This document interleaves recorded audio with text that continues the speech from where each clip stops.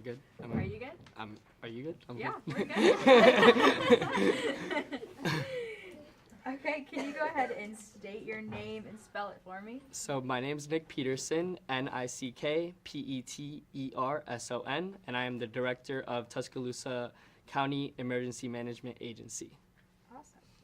Can you explain to me what TuscAlert is and what it'll be doing for the Tuscaloosa community? So TuscAlert is an address-based mass notification system, and what it does is you basically get 5 addresses that you're able to put in to the system, and it ranges anywhere from Northport all the way to our campus to your address at home.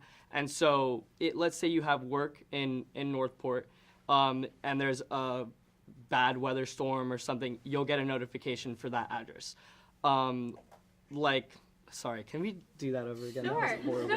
sure. That was horrible. I'm sorry. You got it. Okay, we'll start right over. Can you explain to me what TuscAlert is and how it will, or what it will be doing for the Tuscaloosa community? So TuscAlert is a mass notification system that is a little bit different than our normal weather notification systems. As with that being said, that you are able to customize your own location. So, like I said earlier, if you are in Northport, you have work, you get a notification for that weather system over there.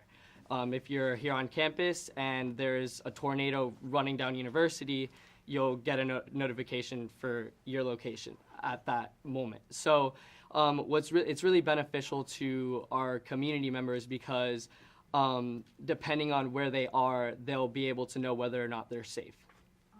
Awesome. Okay, so can you maybe talk about a hesitation that somebody might face when they go in to register for this TuscAlert notification? I definitely know that people don't like giving their phone numbers and email addresses out and their locations out, and that's completely understandable. We're not looking to take that information and use it for anything else other than your safety. So by giving us that information, we're putting you one step ahead of the game and enabling you to be in a position that puts you and whoever's with you in a safe position for whatever disaster may come. Awesome. And then how soon before maybe a storm or a tornado, how much time would somebody get before that notification? So we do watches and we do warnings. So if it's a watch, usually you're not really a warning is definitely more serious. You gotta be on top of that. So you'll depending on the customization that you have it to, you can get a warning or you can get a watch. So if you customize, let's say you want to do severe storms, you can customize that and you'll get that notification probably 30-45 minutes prior to that storm actually hitting to your location. Sure. I get notifications on my phone for severe weather from the National Weather Services. How is this different from that, and why should I use this instead?